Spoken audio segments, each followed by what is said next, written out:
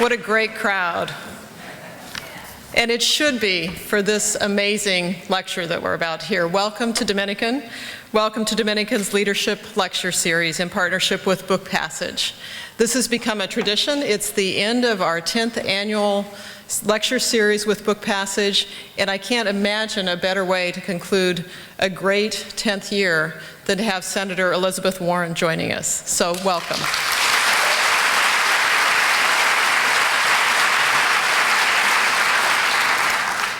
For those of you who don't know me, my name is Mary Marcy, and I'm the president at Dominican. And I will be brief because I'm pretty sure I'm not the star of the show. But I do want to make a few brief announcements.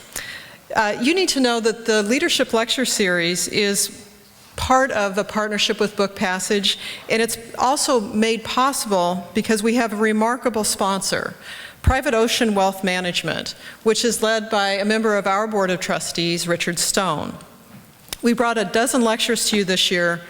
Because of their leadership, we've been able to expand the lecture series. Private Ocean has been named 7 times by Worth magazine as one of the top 100 registered investment advisors nationwide.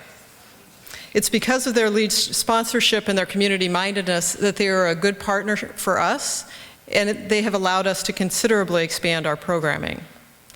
The Marin Women's Commission also returns each year to support a leadership lecture series that matches its mission and its values. Our institute is celebrating our 9th year in partnership with the Marin Women's Commission, and we're guided by the mutual commitment that women's leadership effectively helps implement change at all levels of the community. Beyond these important thanks, I want to make one last important thanks, which is to students, staff, and faculty volunteers who help make all of this work and who you have seen managing the crowd and everything else today. Please join me in thanking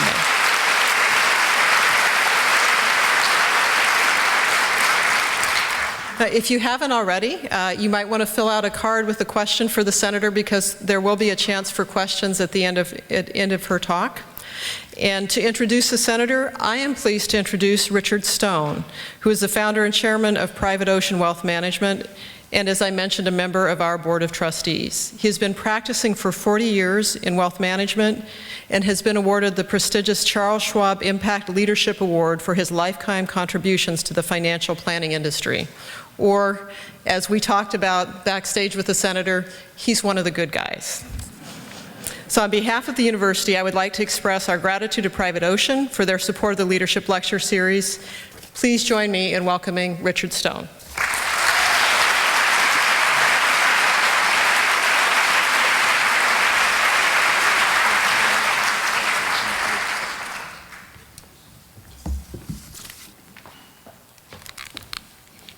Good afternoon.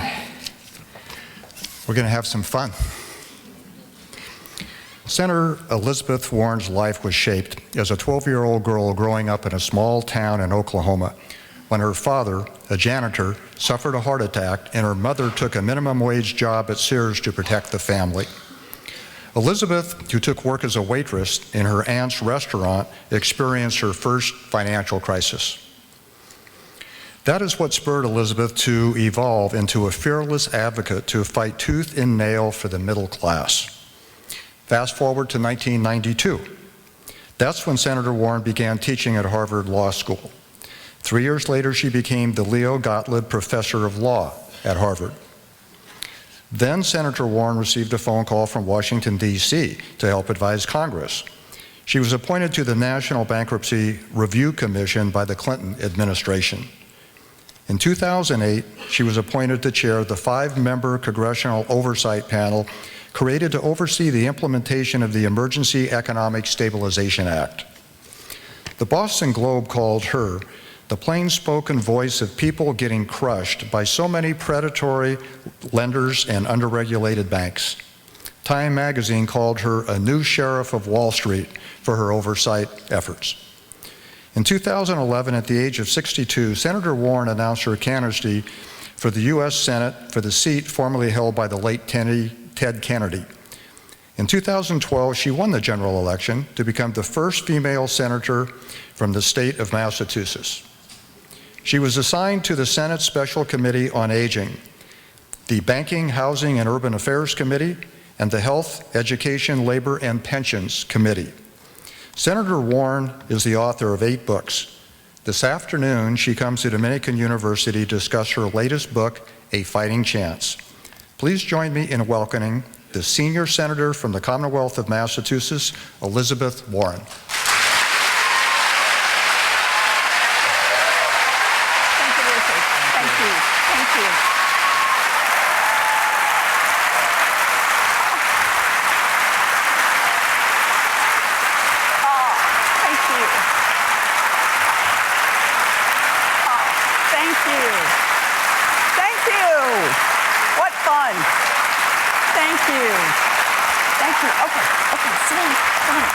Thank you very much. I am delighted to be here this afternoon at Dominican University. This is it's a great place, and a great place to come and have a chance just to stand here and visit with some people. I am also delighted to be here as a part of the lecture series that's been supported by Book Passages. You know, I look at a good, strong, independent bookstore and I think of it like a good, strong, independent woman. You can't keep us down. So I'm happy to be here. Want to make sure everybody can hear me, including in the back row. You can always tell a former teacher, I will be keeping an eye on you in the back row. I always know who goes to the back row. There will be a quiz following this lecture, so you may want to take some notes as we go along. Really, I thought what I'd do in our time together is I talk with you just a little bit about the book. I tell you what's in the book and read a couple of passages from the book. And then we just do questions and answers for as long as we've got time to be able to do that and try to cover whatever it is you'd like to talk about. So I'll tell you a little bit about the book. The book is very much a personal story. And it's a personal story in the sense of my life. It's a personal story in the sense of the things I witnessed firsthand. So the book opens up when I'm 12, as Richard had said. Now by this time, we're living in Oklahoma. We've moved from Norman to Oklahoma City. My daddy was selling carpets. We'd had some ups and downs, but he's selling carpets at this point. I was the baby in the family. All 3 of my brothers by this point are off in the military. I have 3 much older brothers. My mother always called me the surprise. I was about 30 before it hit me what that meant. I was sure she meant that in a good way. But I was what was for those days known as a late-in-life baby. And so my mom was a homemaker full-time. She'd never worked outside the home. My daddy's selling carpet, and that's when he had a major heart attack. And long period of time, he was in the hospital, and then a long period of time with no money coming in. And so the bills stacked up. We lost the family station wagon, and we were right on the edge of losing our home. And I remember the day that I walked into my mother's bedroom and she had pulled her best dress out of the closet and she was struggling to get it on, to get that zipper up. The dress was probably 15 years old. And she pulled up the zipper on that dress, put on her high heels, and walked to the Sears to get a minimum wage job. Because in those days, a minimum wage job would keep a family of 3 above water. And that's what my mother did for us. She saved our house. My daddy got back to work. He eventually ended up as a maintenance man. Mom kept the minimum wage job. We steadied out, but there was no money for college. I ended up married at 19, baby in my early 20s. I graduated from a commuter college. It cost $50 a semester. Yeah, think about that. And opened a million doors for me. And then, when my daughter Amelia was 2 years old, in fact, it was on her 2nd birthday, I hauled off and decided to go to law school. I know, it's just an amazing thing. First of the family to graduate from college, and here I was headed off to law school. I had a vast experience of law and lawyers. I had seen them on television. Hey, how hard could it be, right? And they only represented innocent people who really needed help. So, but going to law school was actually fabulous. We'd get up every morning, Amelia and I would, and we both had backpacks, and we'd put our backpacks on, and we'd head off, and I'd drop her off with the babysitter who kept a bunch of kids, and I'd head into law school. I went to a state school, headed into law school. And then I'd pick her up about 2 o'clock in the afternoon, and we would tell stories. And her stories would be about, the boy who smeared chocolate pudding in his hair. And I would tell a story about the professor who called on a coat hanging in the back of the room. True stories on both sides. And we would laugh hysterically. We were buddies in the things we did. And that's where I thought I might pick up this story and tell you a little bit about it. So one morning, Amelia was sitting in her booster chair at the kitchen table eating cereal. I popped a few pieces of bread in our toaster oven, got busy doing 6 other things, and quickly forgot about the toast. When I saw smoke pouring out of the toaster oven, I grabbed the handle, pulled out the tray, exposing 4 slices of bread that were on fire.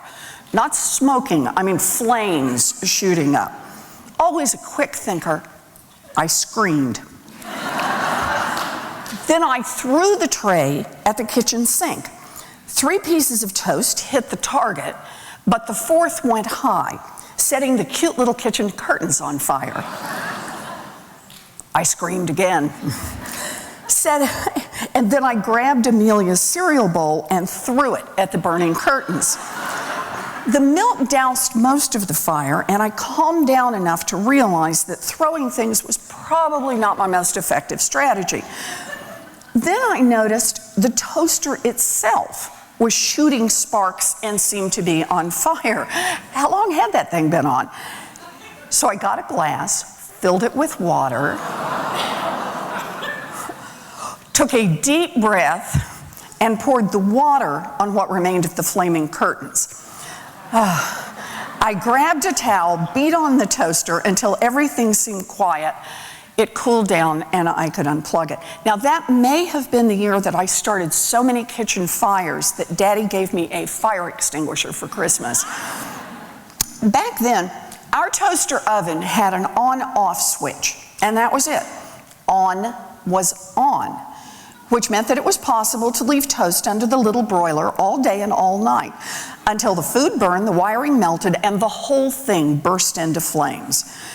At some point, and I have no idea exactly when, someone had the idea of adding a timer and an automatic shut-off. These simple changes made it a whole lot harder for distracted mothers or anyone else to leave the broiler running until it set the kitchen on fire. 30 years later, while working on an article about how the government could protect consumers from predatory financial companies, you like that segue? Woo, smooth. You didn't see that coming, I can tell. I thought about those old toaster ovens. By then, it was all but impossible to buy a toaster that had a 1 in 5 chance of bursting into flames and burning down your house. But by the 2000s, it was possible to refinance a home with a mortgage that had a 1 in 5 chance of costing a family their home and putting them out on the street. In fact, it wasn't just possible. Those mortgages were bursting into flames all over the country. Why the difference? The United States government is the difference. By 2007, the year I was writing my article, a government agency actually monitored toasters for basic safety. And if anyone tried to sell a toaster that had a tendency to burst into flames, the agency would put a stop to it. In fact, government agencies ensured the basic safety of pretty much every product offered for sale. The agencies work to keep us safe. No lead in children's toys, no medicines laced with rat poison, no cars without functioning brakes, and no exploding toasters. But in 2007, there was no government agency that would stop the sale of exploding mortgages. So that gives you a little taste of what the book is about. It's a lot about the personal, and it's a lot about what was happening in America at the time. I tell a lot of stories about growing up, about being a young mother, about starting a career, but the basic thread of my story is America's story. I'm the daughter of a maintenance man who ended up in the United States Senate.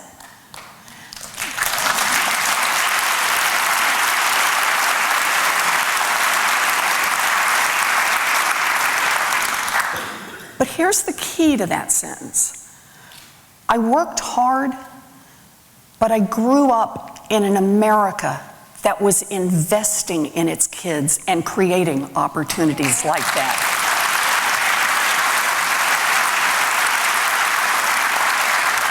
In fact, let's just talk about that America for a minute. I just want to talk about that America.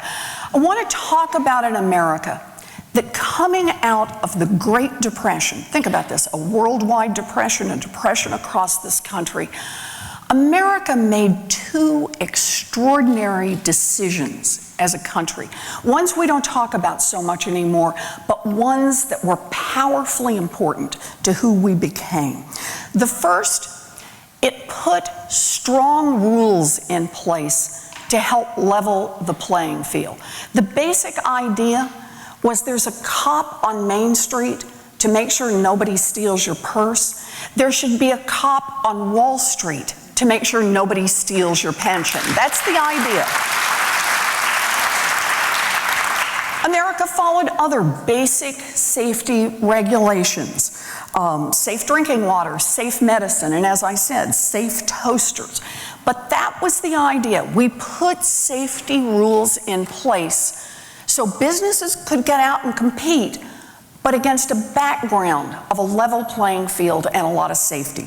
Second thing is America built a future. It built a future for our kids. How did we do that? Well, we did it by investing in education. I mean, big time. The GI Bill, the NDEA loans, the money that was pumped into our universities and colleges. America had the idea that if we invested in education, our kids would have more opportunities to build something for themselves, but that we would all benefit because they would build a stronger and more robust America. That was part one.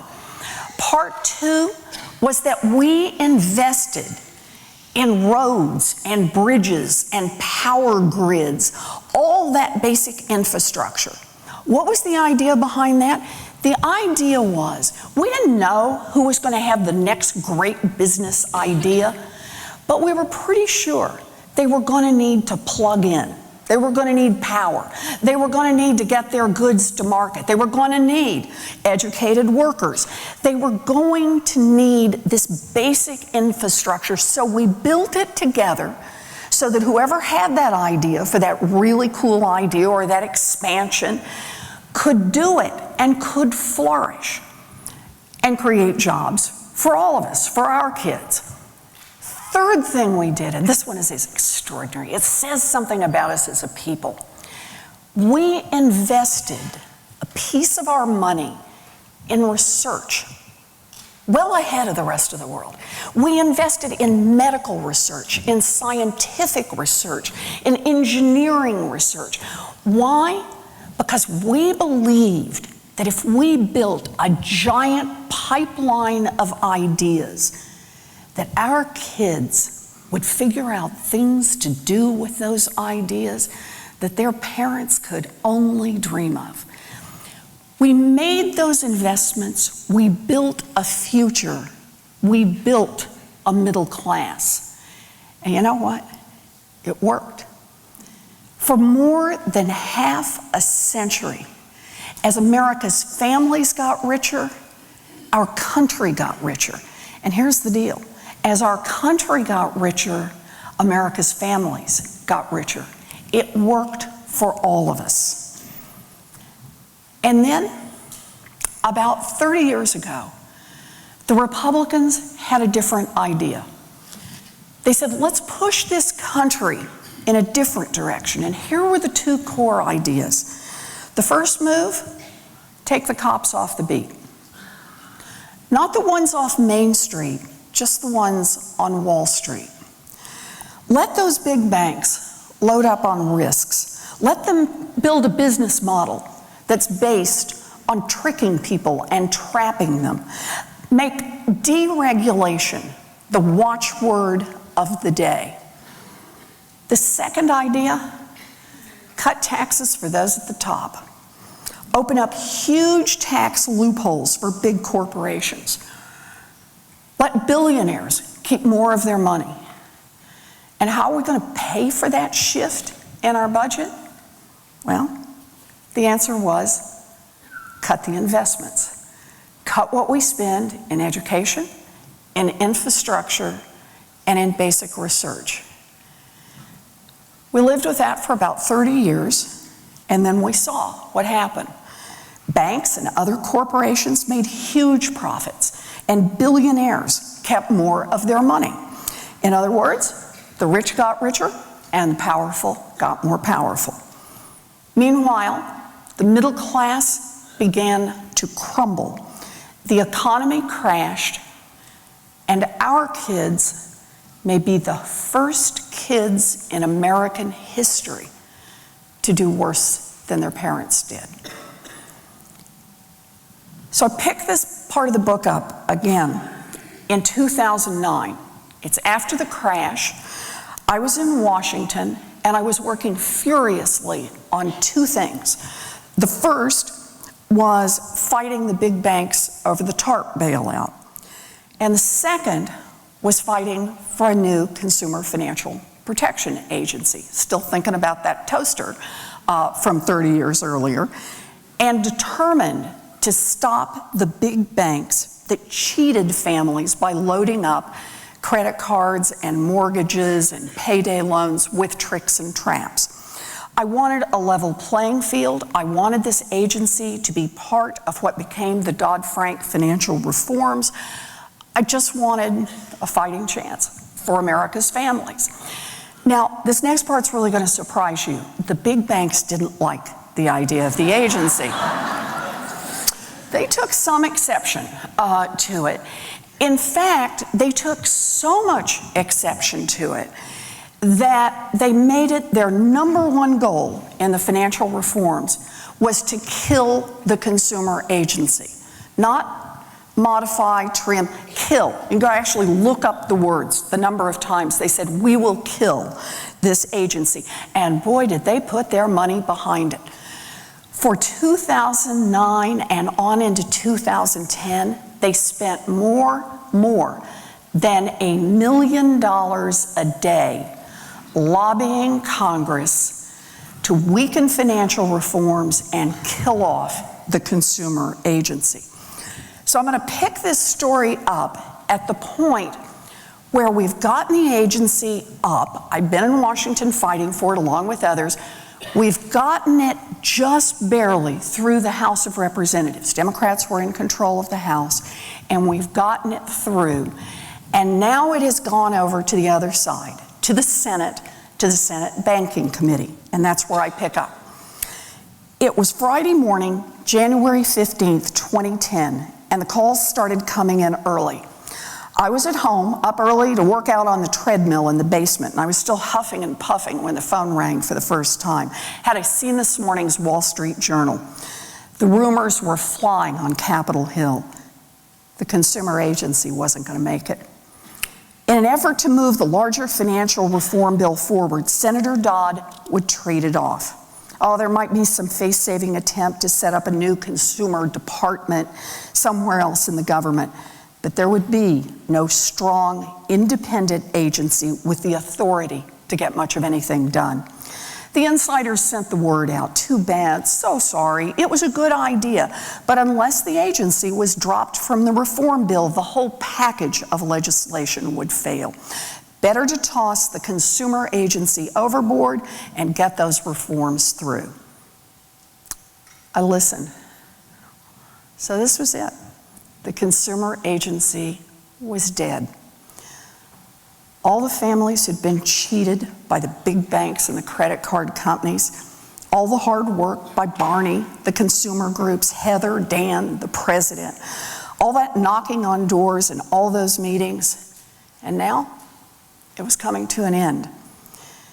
So I asked if there would be a vote, even a losing vote, but the answer was no. The death wouldn't be a public execution. Instead, the Senate Banking Committee would propose a financial reform bill with no consumer agency in it. No one in the Senate, not a single Democrat or a single Republican, would have to vote against the agency. Instead, it would just be suffocated quietly in its crib. No one would ever know exactly who killed it or why. So I asked my last question. When? How long before the locked-in version of the bill would be introduced in the Senate Banking Committee, with or without the consumer agency? Best estimate, 3 weeks. The deal wasn't finalized on other moving parts, and it would take a little while for those to be worked out. So I picked up the phone. I called Dan. Dan's my former student and my wingman in Washington. And I said to Dan, we've got 3 weeks. Because the way I saw it, we had nothing to lose. I didn't want a job in the Capitol, so what did I care if I ticked off a bunch of people in Washington?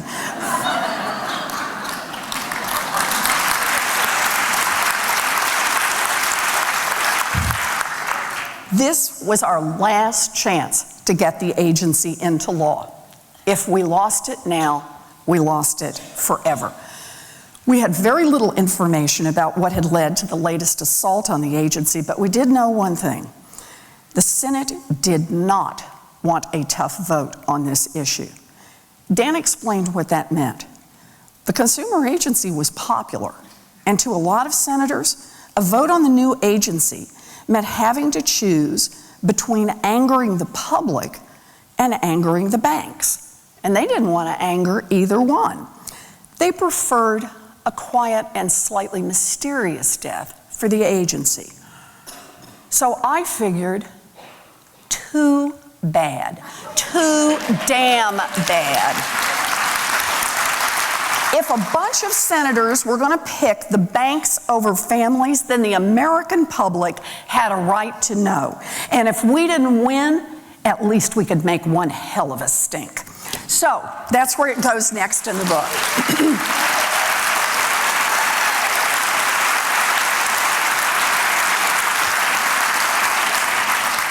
Now, here's what I see and what I talk about in the book.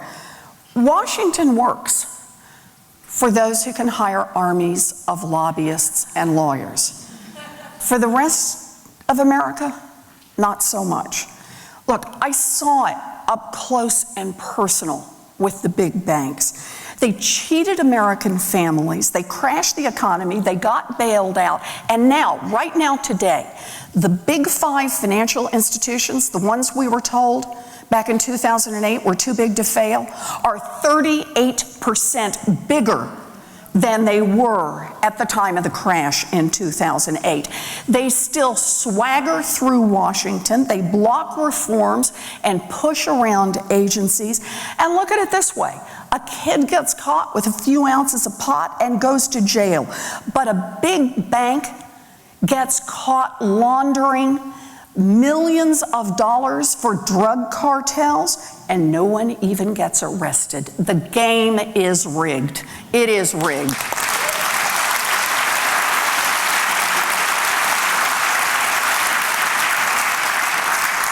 It's rigged, and it's not just the big banks.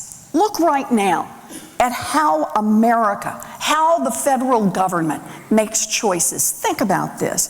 Our college kids are getting crushed by student loan debt. We need to rebuild our roads and bridges and power grids. We need more investment in medical research, in scientific research. But instead of building a future, this country is bleeding billions of dollars in tax loopholes and subsidies that go to the rich and the powerful. Many Fortune 500 companies that make big profits, pay zero in taxes, and billionaires pay lower tax rates than their secretaries. What have they got? They have lobbyists. Lobbyists and their Republican friends in Washington, and they make sure every rule tilts in their favor. That's how Washington works today. The game is rigged. The game is rigged, and it's up to us to do something about it.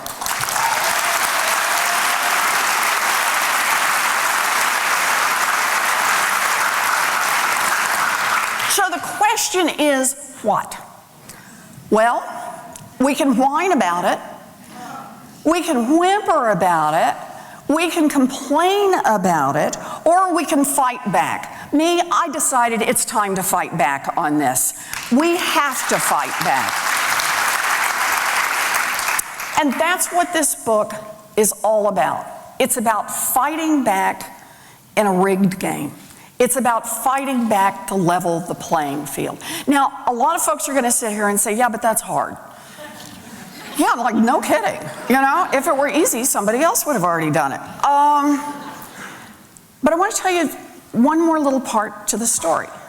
That little consumer agency, the one that the banks worked for over a year, spent more than $1 million a day lobbying Congress on, and who knows what they spent on campaign contributions and everything else, right? That little agency got passed into law. A good, tough version of that agency. Yeah, you bet. And before you have that moment, 10 minutes after you get home and you say, I was applauding over an agency? Let me make this a little more real. That little agency has been in place for about 2 years now. It has already forced the largest financial institutions in this country to return more than $3 billion to people they cheated, tricked, and trapped. Not bad for an agency. That's a difference. So, I learned firsthand, change is hard. I learned firsthand, you go into fights and boy, as this book will document, I lost a lot of them. But I'll tell you this, every single fight I came out of on the other side, I was smarter and I was tougher. And yeah, you do not want to meet me in a dark alley.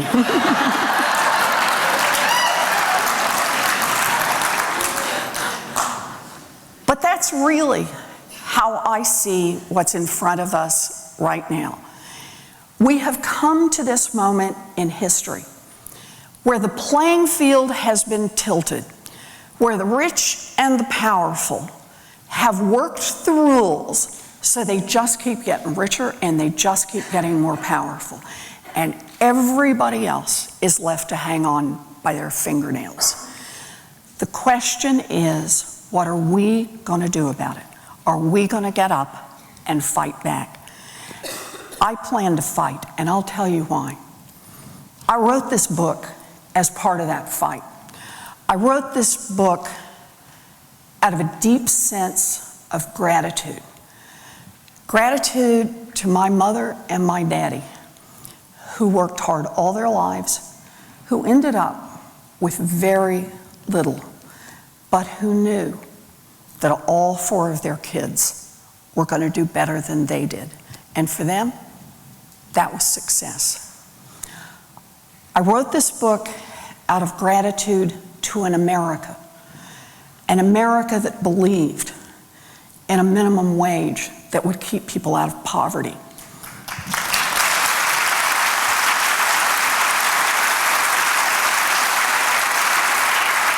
An America that believed kids who work hard and play by the rules ought to have a chance for an affordable education.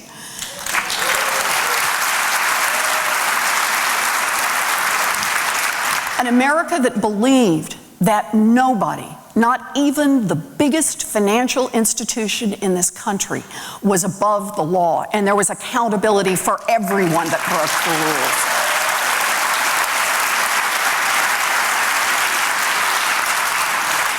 I wrote this book out of gratitude, and I wrote this book out of determination. Determination that we are going to fight back, we are going to level the playing field, we are going to once again build a world where every kid gets a fighting chance. For me, that's what this is about. That's it. Thank you. Thank you. Thank you. Thank you.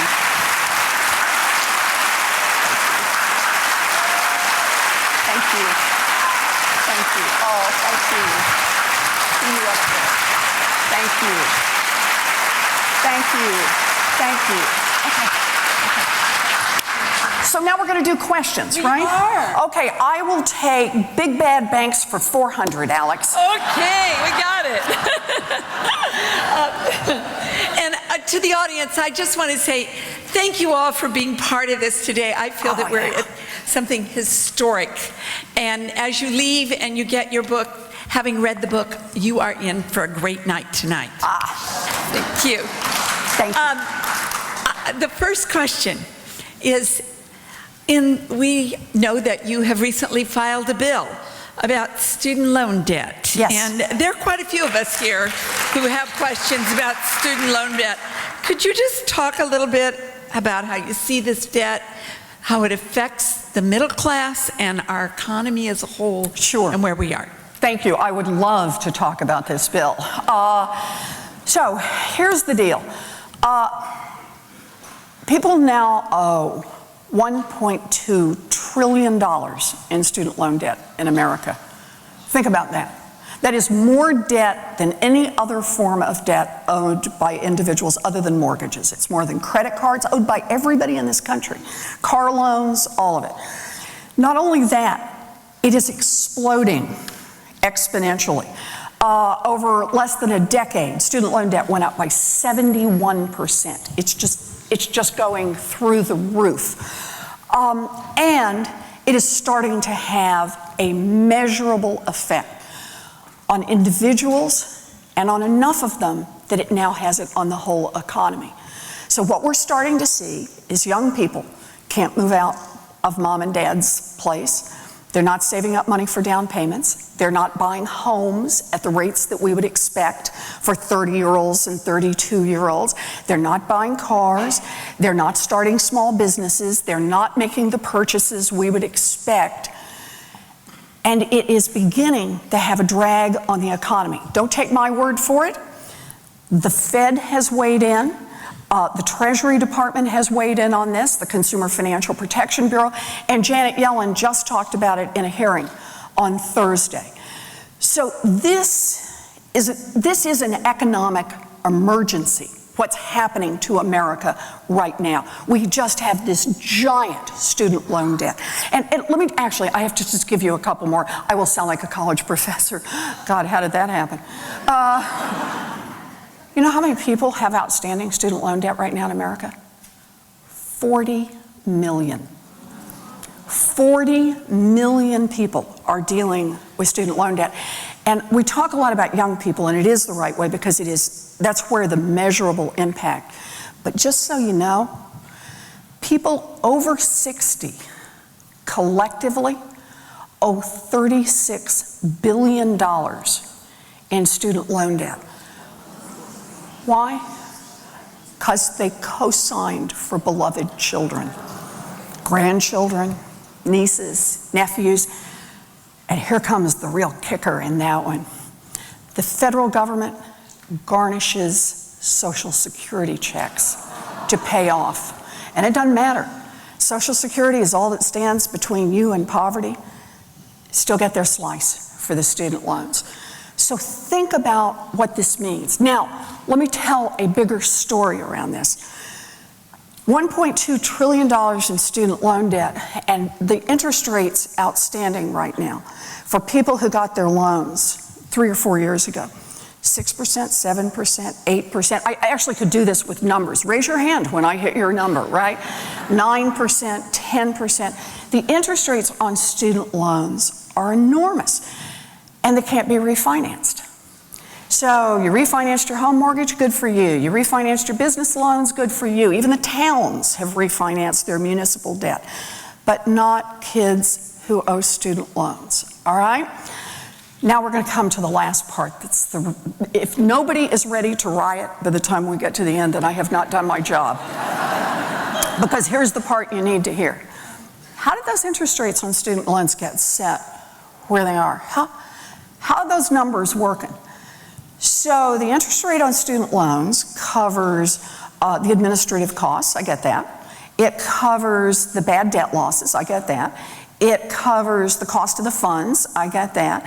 And then that number, depending on what year you came through, is doubled or tripled or quadrupled because the United States government is making tens of billions of dollars in profits off the backs of people who have tried or are trying to get an education.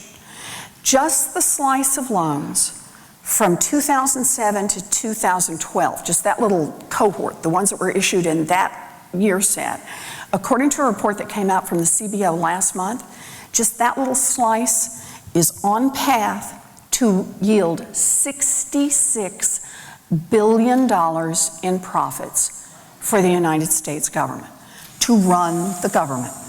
So, pitchforks and torches will be on sale out at the edge. But here's what makes this story so important, because I want you to think about what this means. So I've got a bill that I just proposed last Tuesday. It's not even a week old. Think of it like a little baby chick, okay? It's just starting to fluff up. It already has 29 co-sponsors. Woohoo! Okay, I'm happy. So I've got this bill, and what this bill says is that we're going to reduce the interest rate on student loans down to a number. Now, understand this on the number. Down to a number that's a number that the government will still make a profit. It'll just be a whole lot skinnier than it was before.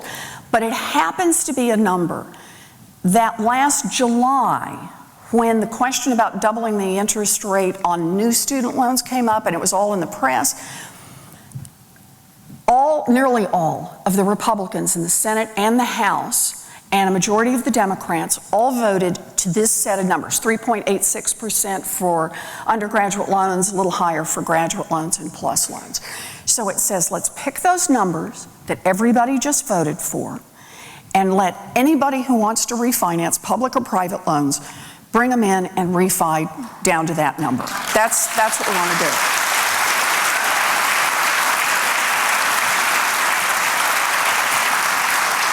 Can I do one more on this? I know it's a long answer, yes, but this story just keeps getting better. Keep it up. So the fact that a profit has already been baked into these loans means if you reduce the profit, you've got to find a way to pay for it in the budget. So hear me on that. Not only is the U.S. government making money off the backs of the students, when the money comes in, they don't say, woohoo, surprise, money. No, it's already been built into the budget. For years into the future is, we're going to keep turning the crank on all those people who have student loans at 11% and can't do anything about it. So the pay for, that is, you refinance down, the pay for is the Buffett rule. It says we stitch up some of the tax loopholes that lets billionaires and millionaires pay less in taxes than their secretaries. We take that money and we use it over on student loan refinance. So,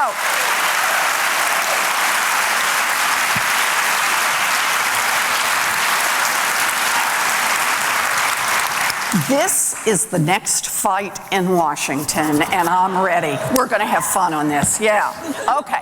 One more question. All right. One more question. Some time ago, you were on a PBS special where you showed us how regulations got stripped to allow the banks to legally steal from us through any bankers here through credit cards. What can we do as citizens now to work with you on this? So this is, boy, somebody watched a PBS special and remembered it. God bless. Because that's a long time ago, I think, if it's the story, if it's the one I'm thinking about. They are, yeah. So here's the deal. This is the way the world works out in ways that, right? The mysteries of life. So I didn't get to stay and run the, spoiler alert in the book, I didn't get to stay and run the Consumer Financial Protection Bureau. And I was pretty disappointed. And I talk about it in the book. But I did end up going back to Massachusetts and running for the United States Senate. And now here's something that's really cool. So I won. That's a very good thing. And yes. And I now sit on the Senate Banking Committee. The same committee. And I have learned that there are more tools in the toolbox when you're in the Senate than a lot of people thought. Sure, there's the thing we learned in 7th grade civics, how a bill becomes a law. And yeah, there's a lot of gridlock in Washington around that. And we can talk about that. Student loan bill is going to be straight into that. And that's what we're going to pound on them about. We got to move that piece of legislation forward. But the other part of this is the regulatory part. There's a lot of law out there. There's a lot of good banking law, but regulators have to be willing to pick it up and use it. So I have another job in life, and that is to remind regulators they do not work for the banks, they work for you.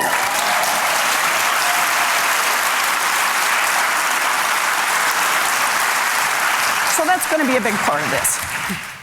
This is, somebody asked a question that I didn't really know. It says you used to be a Republican. Is that true? Is that a fact? It's true. What happened? No. I've been all three. I was a registered independent when I lived in Texas. I was a registered Republican when I lived in Pennsylvania. And I've been a registered Democrat ever since I've lived in Massachusetts. And no, it is not the water. It's because, and I think this actually is fairly clear in the book, I was just never very political.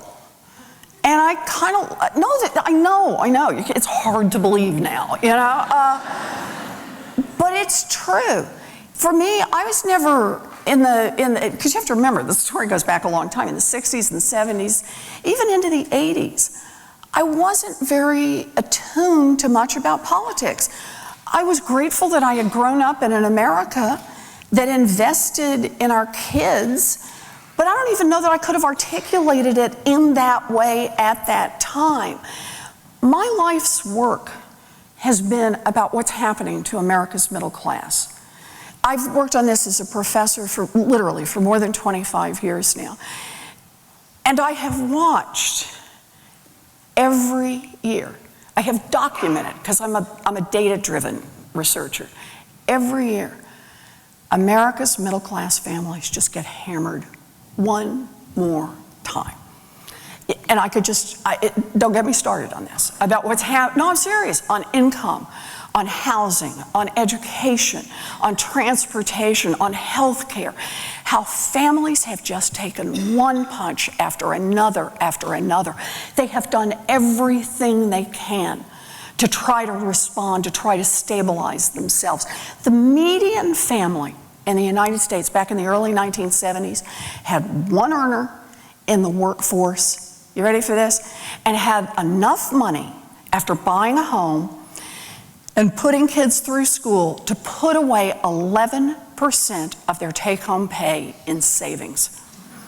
Yeah, by the early 2000s, the median family in America had 2 people in the workforce, had 0 savings, and was head over heels in credit card debt. Why? Not because, as so many people wanted to say, ooh, too many trips to the mall, too many fancy sneakers, too many microwaves. There was like some guy who just kept going, well, but everybody has a microwave now. Yeah. And they cost $99, jerk. You know, no.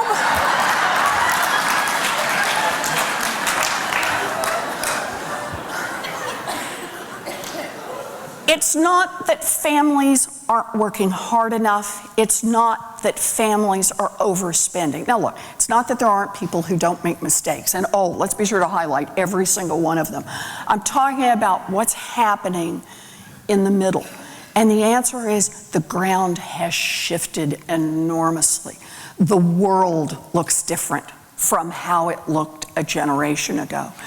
You know, those of you in this audience who are my age, we can sit around and tell our kids, well, we did a great job because I got here and I have a house that's fully paid for and it all worked for me. No, the world has shifted. And it hasn't shifted because of some force of nature. It has shifted because policies in Washington have shifted. For half a century, every law that was written in this country, from the Great Depression to the 1980s, was run basically through the filter of, will it strengthen America's middle class? And then the question of, and will it help people lift themselves out of poverty and have a shot at making it into the middle class? That shifted in the 80s, and it shifted to how it is that the rich and powerful can just make things work a little better for them. And that happened at the expense of America's middle class. And I'll tell you this, we're running out of time. If we lose America's middle class, we become a fundamentally different country. We become a fundamentally different people. And that's what's at stake. That's what's at stake right now. And I have no idea how this question started, but that's where I'm going to end it. And boy, do I love it. Yeah.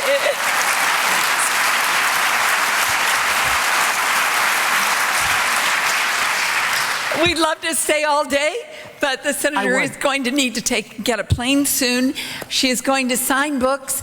If you, on the way out, the book passage staff and the Dominican volunteers will help everybody get that signed book that came with your ticket.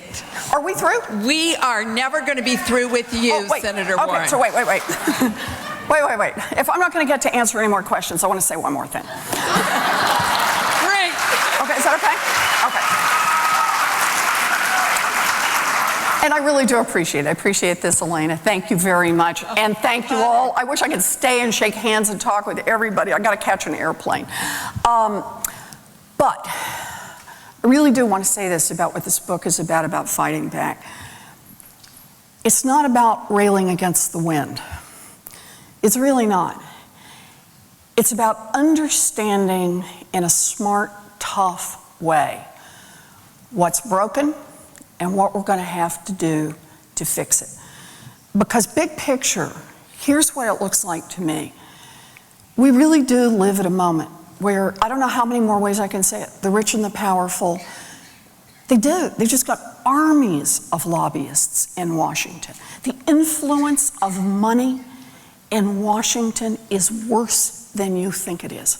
However bad you think it is worse than that.